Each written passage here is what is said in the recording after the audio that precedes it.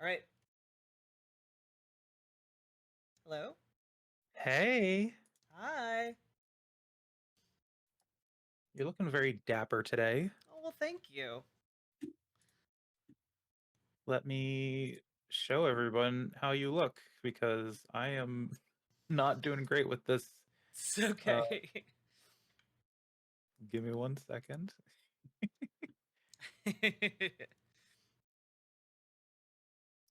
Display capture. No, not display capture. Okay, I guess it decided it will display.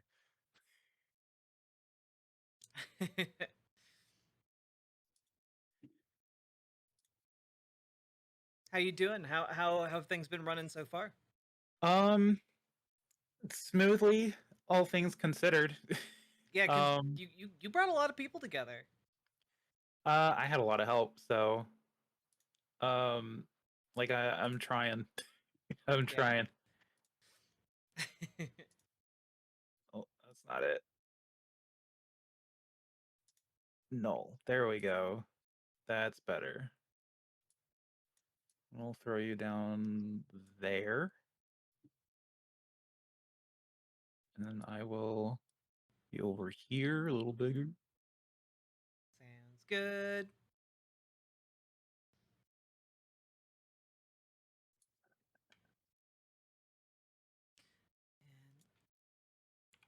I should probably make the text black so people can see it. So, how have you been doing? I have been in a rush this morning to had to drive across town back to my apartment and get ready and throw on some makeup, and I'm doing good. I'm just coming down off of being very frazzled. Fair. What were you doing? If you can say anything about it. I was with my partner. Ooh. Yeah, ooh, indeed. Okay, Uh, so yeah. um don't look at the DMs. That wasn't on purpose. Okay. Okay.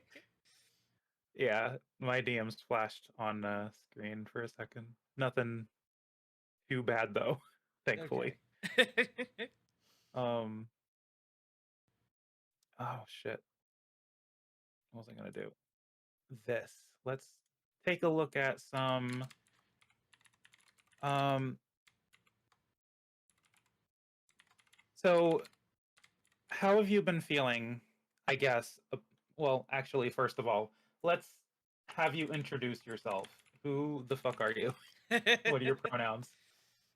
My name is I go by Riverboat Jack on Twitch and YouTube, and I've been a streamer for several years. I cover the news and politics from a leftist slash socialist perspective. I'm a trans woman. I use she/her pronouns. Um, and yeah, always happy to advocate for trans rights and to explain trans things to people who might not be familiar with them. I think because I think honestly, those of us who are in this space sometimes forget that like even knowing about trans people is like not necessarily a mainstream thing yet. Hmm. Bless Sorry. you. Thank you. Also, if you couldn't tell, Riverboat Jack has amazing hair. Oh, thank you. It's I wish I could do that every day, but I cannot because I don't have the energy. Well, I don't have the energy either. My secret is leaving my hair up in a bun after it gets damp, and then it just comes out like this. Lucky. I very lucky, yeah. Okay, so let's take a look at all the trans I guess I'm trying to pull it up, sorry. Um all No the worries. anti-trans laws being like, do you know a ton about this? The anti-trans laws being like shot down in court? Yeah, it's pretty interesting stuff, right? Um, Hmm.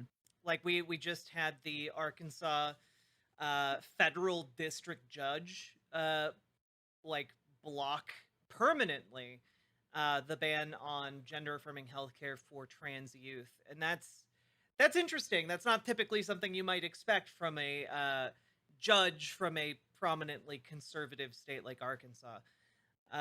So it's been interesting, especially in some of these states, right? Like you have conservatives like starting kind of like this schism between like conservatives who are like, well, look, I'm not a fan of those queer people, but this seems a bit extreme when it comes to like banning gender affirming healthcare, right? So like in the Arkansas example, they have a conservative supermajority in their like state Senate and House, and they also have a conservative governor, but the governor vetoed their anti-trans legislation because like he thought it was too extreme, and then the conservative Congress overrode his veto. So in a lot of these states, you have kind of these powers clashing, and it's interesting to see that now even like relatively conservative leaning judges are also striking down these bans, which Oh yeah. Um, I think is good because I think a lot of us in the trans community did not expect that to happen. like specifically in Florida, I remember seeing that uh, their anti-trans law, or was it the drag law? I don't remember which. But that law had been stricken down by a Trump-appointed judge, Yeah. Um and it was like very recent. yeah, there was a federal judge in Florida temporarily blocked a new law allowing the state to penalize businesses that admit children to adult live performances, and those are and it redefined that as drag shows. Um, so yeah, like even some of these like extremely far gone states like Florida are frankly just not succeeding in this onslaught, which is, somewhat it helps, it helps feel like there's some hope in the world. And yeah, like you said, just within the last 24 hours, a federal judge in Florida blocked that anti-drag law, and it's worth noting that it was also blocked in Tennessee.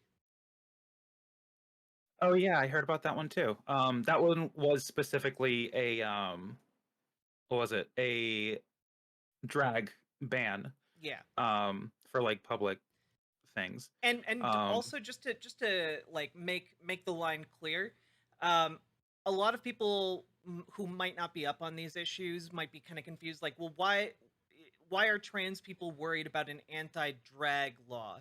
And the reason trans people are worried is because these laws deliberately define drag in incredibly vague ways. On top of the fact that in ways that could implicate all trans people. And also, drag isn't like predatory towards children. That's not a thing that's happening. It's just people dressing up in fun costumes and like reading stories to kids. yeah, basically. Was there one in Ohio that was shot down? I don't remember specifically. They've been Um, getting shot down everywhere. I wouldn't be surprised. mhm.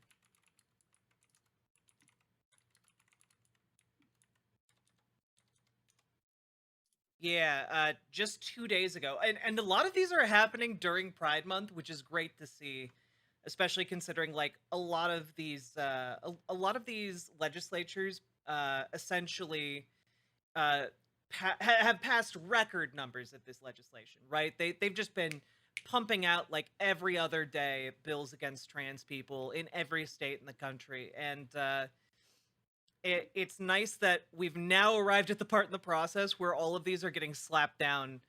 Um, and yeah, Yeah. So like we're getting a lot of things done for the queer community, and like all these bands that they're trying to do, trying to go back to the 70s and all that, it, it gives me hope that we are going to move in the right direction pretty soon. And like I what do you think about all the controversies with the, I guess, the companies that are getting backlash from having pride related stuff? Um, so we kind of always knew that like the support of rainbow capitalism was fickle, right? Like Hmm. they're only interested, and all companies are only interested in supporting queer people until it starts costing them money. Because the reason they support queer people is because it makes it easier to hire people, and it makes it easier to bring in customers, and that's a net positive for, usually a net positive for these companies. But if there becomes kind of this coordinated conservative backlash, yeah, they're gonna step away from supporting queer rights really quickly. Hmm. That being said, I'm not completely sold on the idea that this is happening because it's profitable. I think a lot of it is being done because of either violent threats or like lone actors within these large companies that are, being vindictive for a reason, right? Like we saw a lot of reports from Starbucks employees that Starbucks had been taking down all of its Pride merchandise, and like Starbucks hadn't even been really implicated by any of these Pride stories, that are being run through the conservative media. And so uh, a lot of it just seems to kind of be a punishment towards, queer employees of Starbucks because, baristas, well, they tend to be queer, Hmm. not the stereotype, okay? I know that there are plenty of straights. There are plenty of very fine straights out there who work as baristas. But I think it's been a combination of kind of this stochastic terror movement that's been deliberately stoked by these far right demagogues, the Daily Wire or the Blaze, and yeah, it just seems to me that, um, of course, these companies are going to distance themselves when it gets hard, right?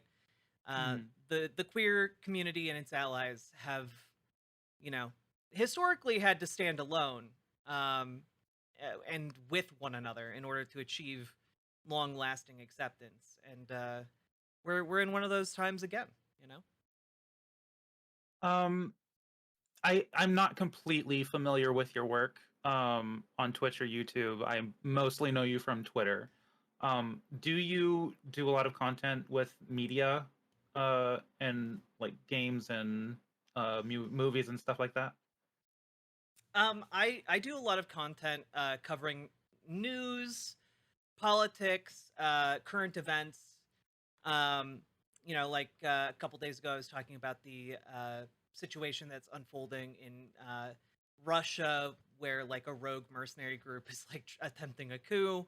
Um, Oh yeah. so like I talk a lot about that kind of stuff, but I also have a background as a games journalist. So I do play games and I talk about games as well on my show.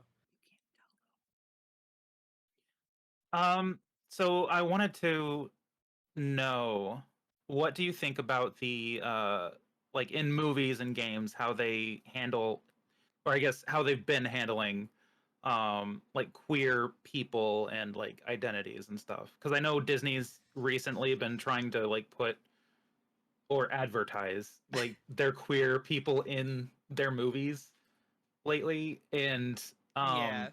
it kind of feels like they're just doing it as a marketing scheme rather than actual, just, I guess, like an actual character in there that we care about.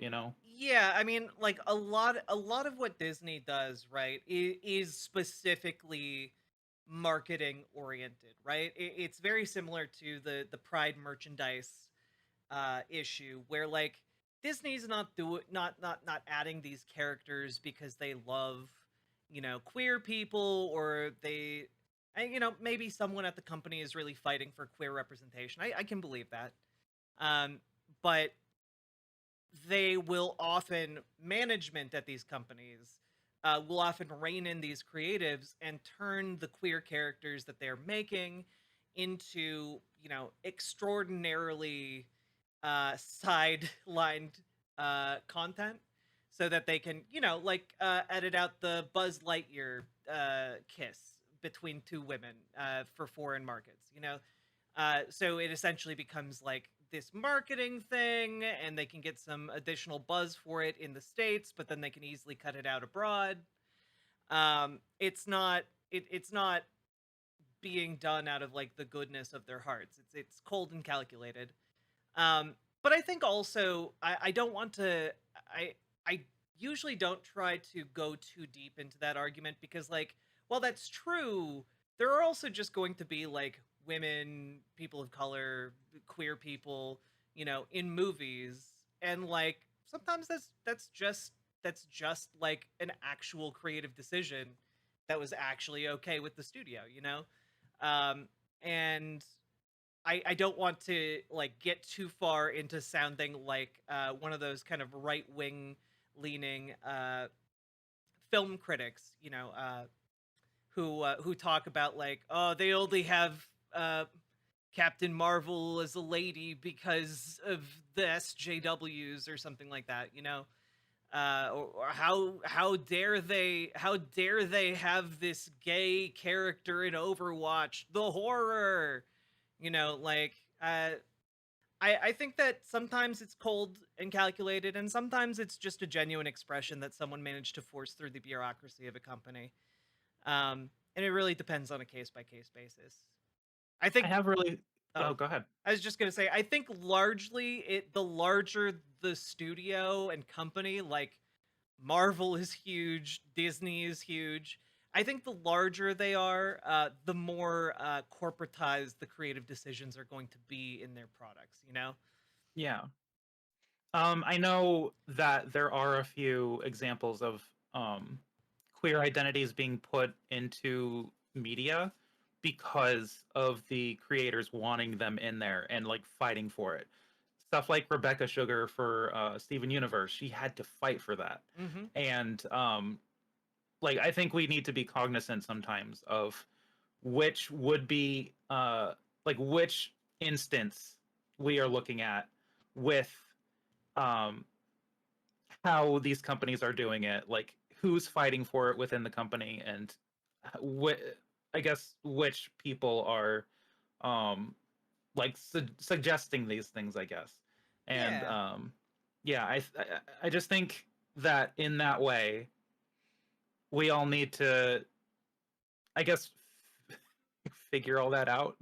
Well, Be a little more cognizant. and sometimes we just need to like come to terms with the fact that we won't necessarily know, and like uh that I'm comfortable with that. Like, I don't need like these characters to exist to like appeal to my sensibilities, but I do think that there is some like knock-on effects, right? There are some positives even for the cold and calculating and like cheap representations of like queer people in media.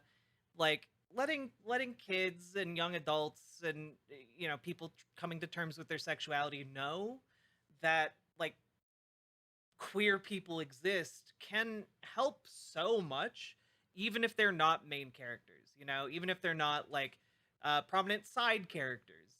It can help. And like, I don't know, I think, for example, I think it really meant a lot to people on who saw Across the Spider-Verse, seeing like the Gwen Stacy, or Spider Gwen, had like a trans lives matter like flag in her room, and like her dad had like a trans flag patch, and like that doesn't necessarily mean a lot on its own, but like seeing that like you are accepted and like you're accepted and in some way intended to see this media helps a lot for people struggling with their identities. And even small things like that, the the movie is still being banned in places that are Oh yeah. hostile to like trans and queer people. So like whether or not you think that's like an actual step towards you know actual representation, it's still being banned for it in other countries, you know. So Yeah, yeah. and I do think that when I think it does mean something when some of these studios bite the bullet and don't compromise the film and let it be banned in those other territories. I think that sends a powerful message too, you know? Hmm. um so you talked earlier about the Ukraine stuff. Hmm. I don't know if we want to do this today, but like I'm curious because I haven't heard much about the latest stuff. Yeah. Would you like to go over that? Yeah, we can definitely talk about the Russia Ukraine situation. Like where would you like to start? What do you want to know? Let's talk about the group that's trying to do a coup. Oh, okay. Yeah. There's this Russian mercenary group, and it's actually one of the largest mercenary groups in the world. It might actually be the largest. Um, and during the invasion of Ukraine, they started forcibly conscripting prisoners into their ranks to use as cannon fodder. So they got much bigger during the Ukraine war. And also worth noting that it is an explicitly neo-Nazi organization. Again, one of the largest mercenary forces in the world is explicitly fascist, which probably bad. Just gonna go out on a limb. Probably bad. And Yeah, probably. uh, they've been extremely active working for Russia during the invasion of Ukraine. And additionally, it came out during the invasion of Ukraine that they are owned by a man named Yevgeny uh, Prigozhin. I believe I pronounced that right. Uh, and he is one of Putin's top guys. He has the nickname of Putin's caterer, or Putin's chef, because he started out as a caterer for Putin, and since then has amassed enormous amounts of wealth. He's one of the most powerful oligarchs in Russia currently, and during this invasion of Ukraine, he's been very active on social media, talking about the plight of the Wagner group that he oversees. Wagner being the name of the mercenary group, and recently his rhetoric has been increasingly antagonistic and hostile to the Ministry of Defense, which is kind of the military branch of Russia. And yesterday, he posted what he claimed was a video of a missile strike on a Wagner Group encampment, and that he claimed was done deliberately by Russia. And so Russia then, said no. Of course, we didn't. We didn't do a missile strike. That didn't happen.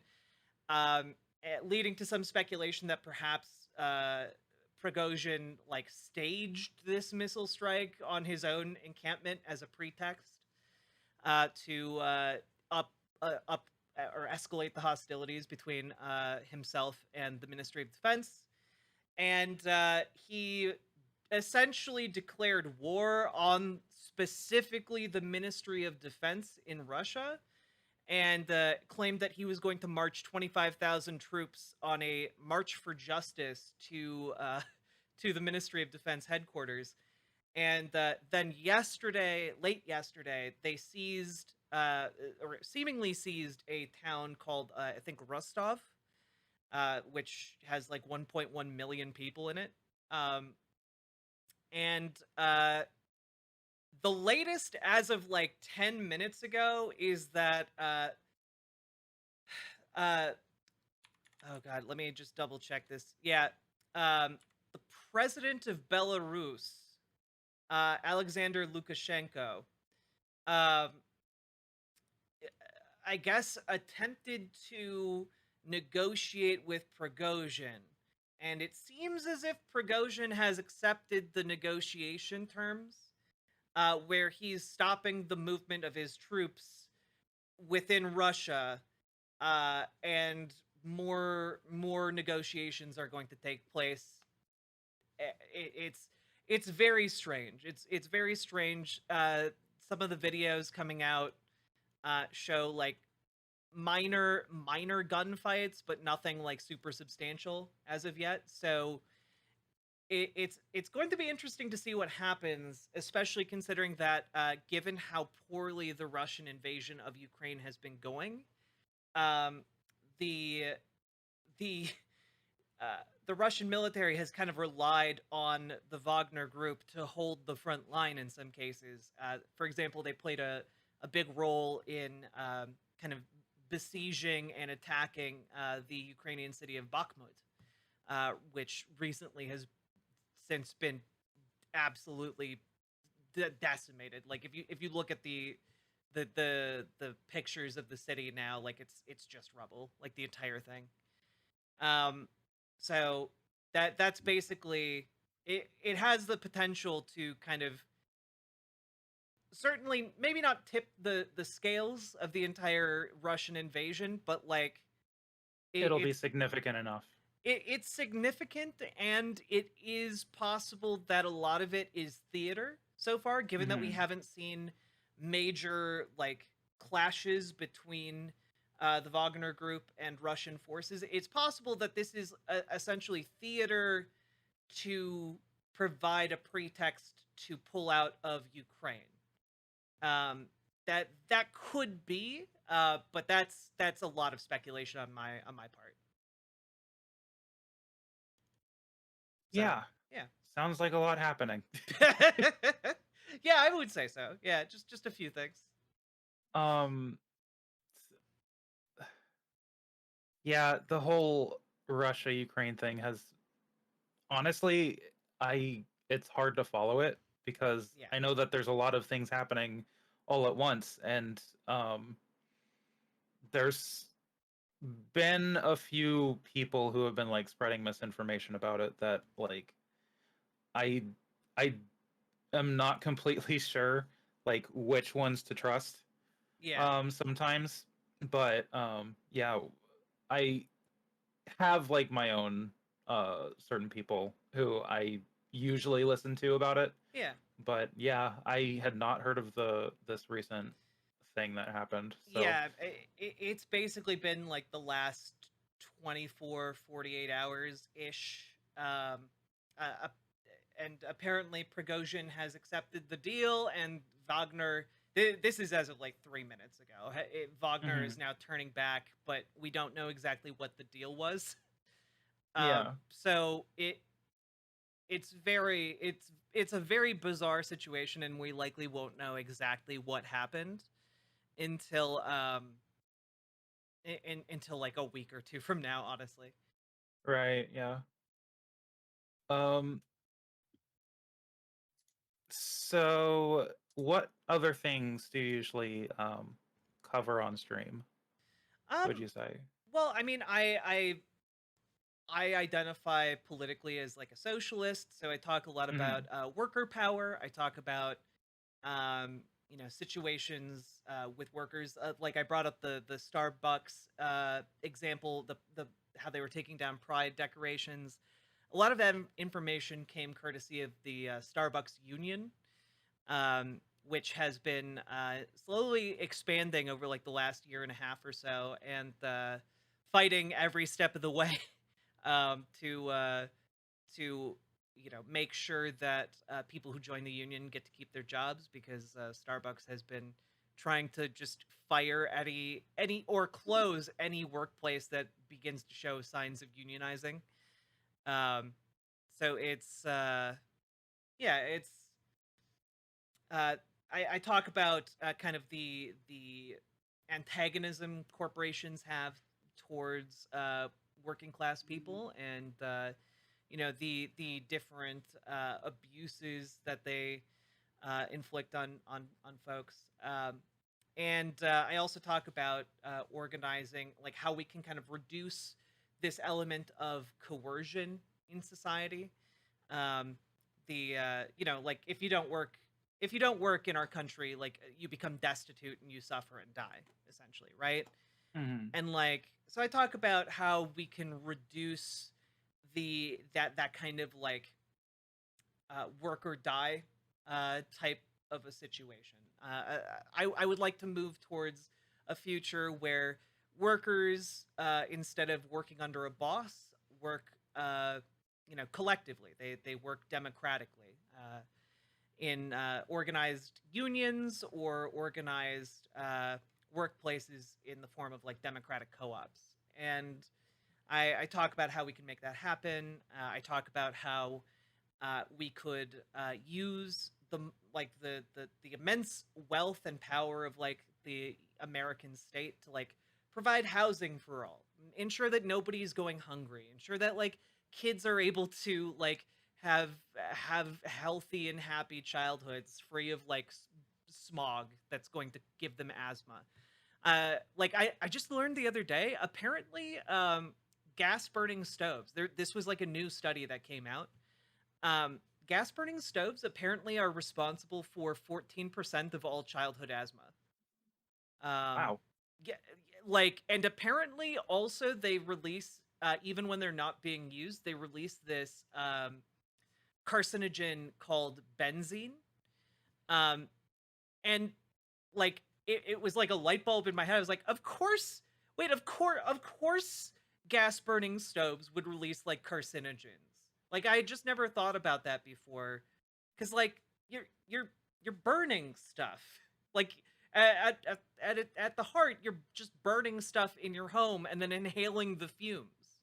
Yeah. Um, and so it turns out that many this study focused on single family homes, and in these single family homes that had these gas burning stoves, it turns out that most stoves are not installed to like vent the exhaust from the stove to the outside.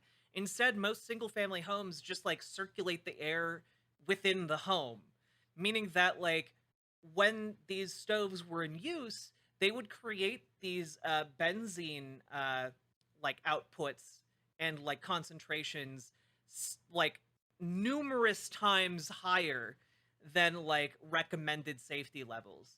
Uh, Essentially meaning that like it was the equivalent of these people just like if you had your stove, your gas burning stove on for like uh 30 to 40 minutes at like 350 degrees, um it was essentially like you were breathing in secondhand smoke for like 7 hours, Jesus Christ. because it persists afterwards, you know. Yeah. And so like I was just like, huh, that's pretty crazy. Kind of gives new meaning to conservatives who are saying, you can take this gas stove out of my cold dead hands, you know. um so I talk about like public safety. I talk about the need for regulation so that we don't have uh the equivalent of you know uh uh horrific deep sea submarine disasters all the time, but on industrial scales. Hmm. Um, and yeah, that's kind of what I talk about. Is that a decent overview? Yeah, that was a pretty good overview. Back on the gas stoves, I did see a lot of conservatives, as Also, Limonade says in chat, were flipping over the regulations on gas stoves. Um, and it's probably not going to become like a huge talking point for them because it's extremely bad talking point to advocate for uh, child asthma. well, so I think a lot of people in the general public aren't aware of these these facts yet. It's kind of like how Yeah. like we we knew that smoking was bad for you for a long time before it kind of came to like actually regulating the tobacco industry, you know. Yeah. So I think right now, most the polling I've seen indicates that most Americans are extremely against replacing gas stoves. Um, but I think that's because a lot of people, like, if you're like, hey, this is basically the equivalent of just, huffing cigarettes for like 7 hours. I think that would change a lot of people's minds. Like if they knew they were putting themselves and their families at risk, that would change a lot of people's minds. Also worth noting that these tests were again done on single family homes and not on apartments. Like uh so concentrations in smaller spaces with gas burning stoves probably like even higher. Mhm. um so yeah, and most people in the United States are renters, so like it just kind of turns into this issue where I think there's going to be this kind of information war, um between the pro gas stove and the like actually they cause you to get cancer or asthma and die. um And so I think if you present the information, people will change their minds. But right now, apparently the United States House passed a bill to try and block any legislation banning or regulating gas stoves. So, and they had bipartisan support to do it from Democrats and Republicans. So I think it'll take a bit for people to really get on board the anti-gas stove train. Like, what are we doing? Right? What are Well, we doing in this country? especially because we have a way cooler way to cook things. Like, have you heard about the so you have like gas stoves, right? And then you have Mhm. electric stoves. Right. Um, and then you have basically this derivation of the electric stove called induction stoves. And Mhm. essentially they use magnets to cook your food, which I think is the coolest thing. That like the science behind that is just so cool. um it basically like you need like a conductive or like magnetic cookware, so like a cast iron pan or something equally reactive. Mhm. And you just put it on the stovetop, and you can turn it on to high and just put your hand right on it. It's not going to burn you, right?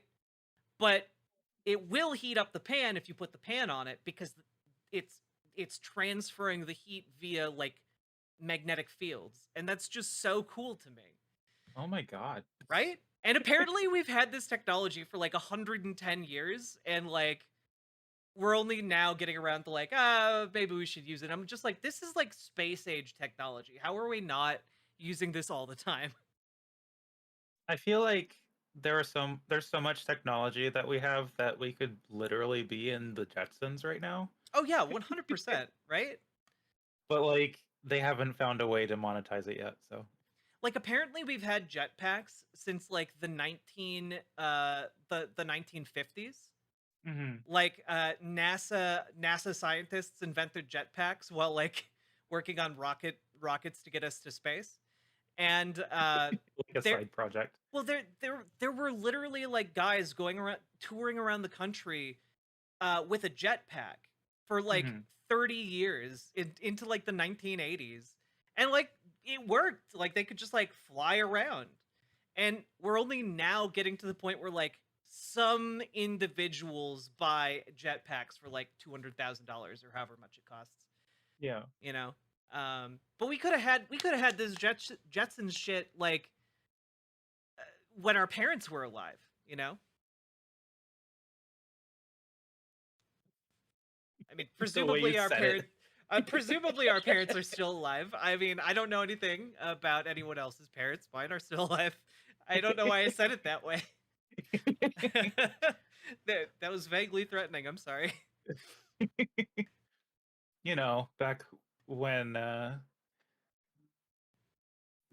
lost the joke. I was gonna make one about you specifically being the one who did it, but I mean, I do have a big floppy hat, and I could get on a cruise ship. And oh, officer, I didn't see anything happen. um, but yeah, that yeah. Uh, I guess that's pretty much all I have like in my head, unless there's something you wanted to talk about specifically. Yeah, like what caused you to get involved with Rainbow Passage? Like Oh, how did all this come about? well, I'll give a shout out to Luxander. They introduced me to Rainbow Passage, and I actually knew the chairwoman beforehand. We did a live stream for what was it? I did it for a Trans Day of Remembrance last year, and um, like by some coincidence, she decided to open up Rainbow Passage, and I was just like, "Oh, I know you." And so basically, like I came to them with the idea of virtual pride, and they were like, "Yes, let's do it," and then took over. So yeah, um, like we're leaning towards doing this annually if it will help a lot of people like be able to celebrate at the same time and like obviously help the charity with raising money and stuff because they're doing some good work. uh yeah, we're hoping to expand all of that. Well, that's so cool. And I know that for my audience, I've talked a little bit about Rainbow Passage and like what they do. Do you wanna give us the official spiel? Well, I am not specifically part of the group. I Yeah. am a volunteer in like the media part of it, but basically, very basically, um Rainbow Passage is an organization that was created this year that helps um, individuals in hostile states or environments to escape those states. Like you see people in Florida, Texas, Tennessee, um, they work to like literally move those people away from those states into safer states. So that's the kind of work they do, and I very much recommend looking them up and checking them out. Donating if you guys feel like you would like to, and yeah, I appreciate everyone. Actually, Amy is willing to hop on if you want to hear her out. Oh, sure. Yeah. Yeah. Let's bring her in. Thank you for doing this, River. Yeah, no problem. Howdy, howdy. Let me catch my breath. I was racing around looking for clothes. That was what happened. No worries.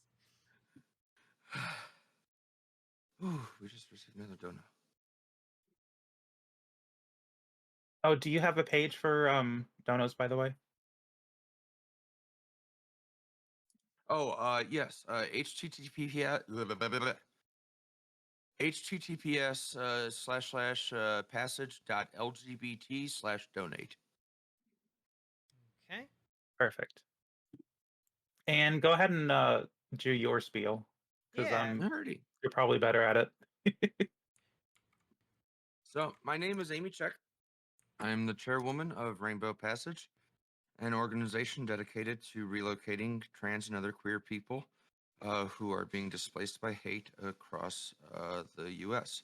We don't just relocate them, we also try to connect them with the resources that they'll need to rebuild their lives and stay with them throughout their rebuild path until they feel they're no longer um, in need of us. We have transported 7 clients so far. The most recent one, she was a trans woman from Florida. She had suffered 3 assaults since January for Oh, being trans. Jesus.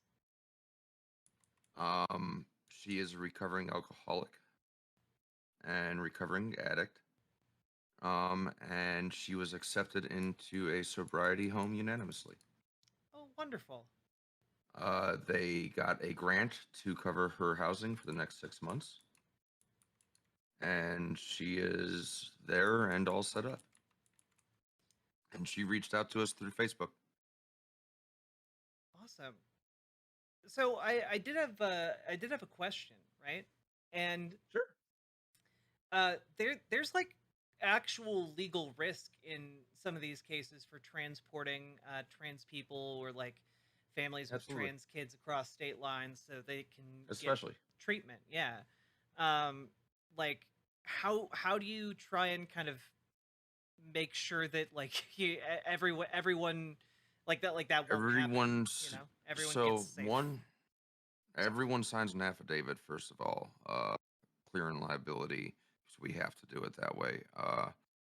We can't risk that we're picking up a minor that's lying about their age. Yeah.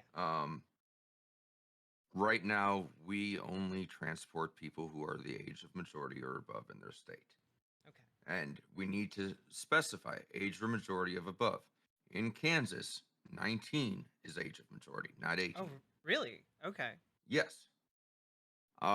So if we were to transport an 18-year-old from Kansas, we would be transporting a minor, Oh, that's potentially without their parents' consent. yeah. Wow. So, as such, we do hope to one day be able to transport minors, but that requires lawyers in every state that we can afford. Yeah. That's 50,000 right there in retainers. Yeah. At least. So yeah, that's for the average, not for the ones that are actually going to win your case. Right. So yeah, we try to take as many measures as we can to vet thoroughly. Hmm. Um, there's, we're a young organization. There's been mistakes, but we've learned from it, and it's vastly improved our vetting process since now we know how to vet our clients for what risk category they are for flight and things like that. Okay. Um, can I ask like how did you kind of come up with this and like go about like what's kind of the origin story here for You, you? you want the long story? Yeah, go for it. I got All time. right. So, um, trigger warning for suicide. Uh, my about 8 years ago in August, I woke up to find my best friend and her partner who lived with us had taken their lives. Um, they yeah, that that that that does a number on you. Yeah. But from that, I wanted to memorialize them. So I started looking at how could I do it. All right. Well, I took them in because they were homeless. I've always had a soft spot for anyone who was housing insecure. I went 1 week without housing and I never wanted to do it again. And we settled on trying to build a business that could eventually build the housing needed to safely and securely, and I want to stress that part, Yeah. house the queer community if they wanted to. Free come and go as you please, but there's not police in there. There'd be security guards or something like that. How could I achieve that? What's the MVP? And at the time we were looking at just going straight into robotics. and we kept on looking at what we could do as far as relocation because we weren't sure. Um, so some time goes on. Uh, that entire group of people I was working with the exception of my partner, Mhm. uh, is no longer with what the current org is. This was ultimately born out of that, and my co-directors, Claire, she and I were talking one day about everything going on with. I think this was when Trump tried to pull the executive action that would have allowed him to uh, sanction all U.S. companies to stay on U.S. property or forfeit to nationalization. Um, and you remember stock market, Oh looked yeah. like it was gonna burn down for one day. You know,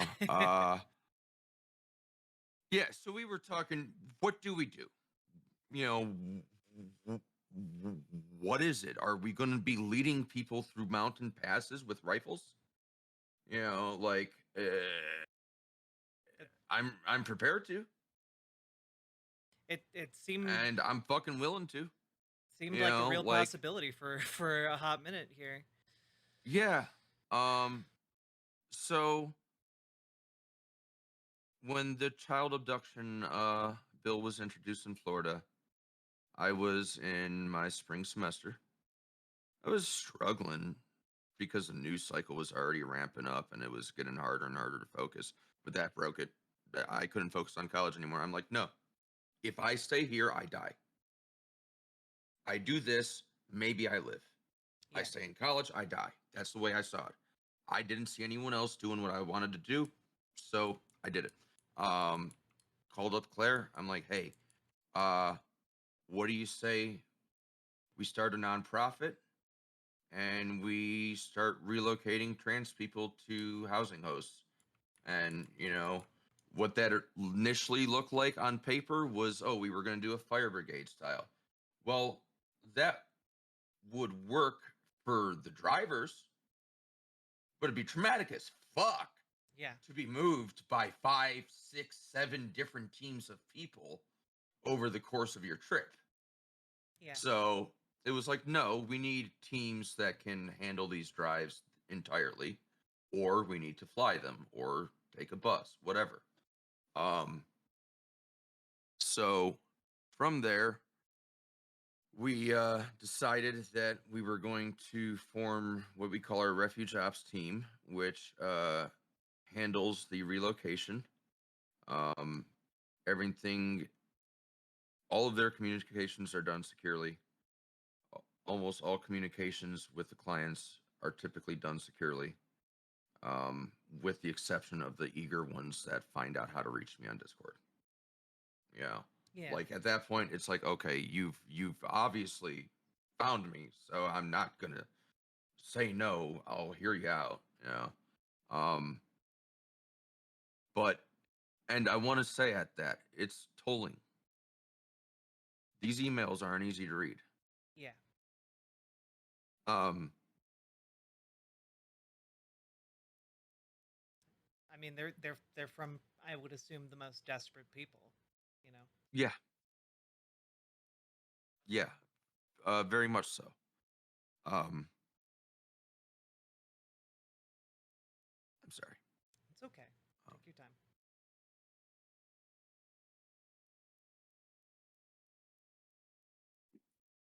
Yeah, this work Are is we secure, extremely Jones? difficult. We don't use Discord for any communication about client matters. Yeah. I assume you have to Ultimately, use more secure methods of communication. yeah, and I can't really say more than that. That would be violating our OPSEC. So, Yeah.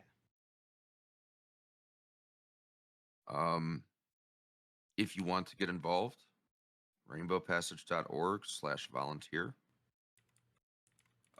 We also have short links, passage.lgbt/volunteer works. If you are looking for help passage.lgbt/intake.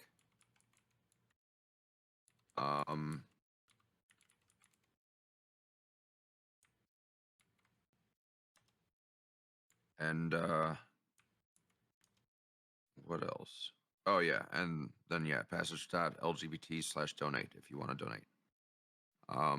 We also, I'm told, might have fixed the site that we were building last night.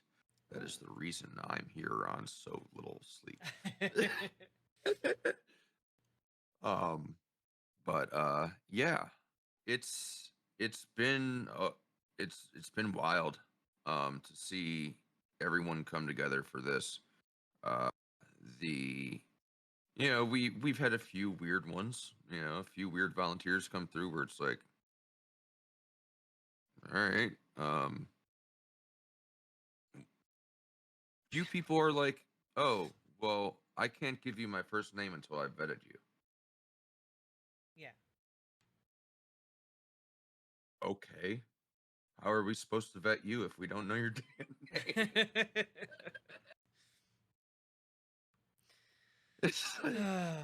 So Gosh. yeah, it definitely has moments that make it lighthearted and fun. I imagine. Also, Star Panda, do you need to move on? I know we overstayed a little bit. Yeah, I'll have to do a panel pretty soon. But I appreciate both of you for coming My on. pleasure. Again, Yeah, Amy, you're gonna be on probably a lot this today. But yeah, I've already discovered I'm not sleeping. I laid down and I Oh, couldn't close my I'm eyes. sorry. um, but yeah, It's not you. I literally laid there. I tried closing my eyes, and I'm just like, nope, 5 ants. 5 ants is like, let's go, let's go, let's go. and Riverboat Jack, thank you so much for coming on, Yeah. giving us your time and like introducing us to your content. Absolutely, it was a pleasure, and thanks for doing what you're doing, Star Panda. I know you're taking the lead on this, and everyone should go follow Star Panda TV, and support Rainbow Passage. Donate to Rainbow Passage. Donate, volunteer. Sounds like they need both, and it's for a good cause. So. If you're looking to donate us a house, by all means, I'm willing to talk about it once we get 501c3. Hell yeah! I already have one house waiting on us, so. Absolutely. All right. Thank you guys. All right. Bye. Bye.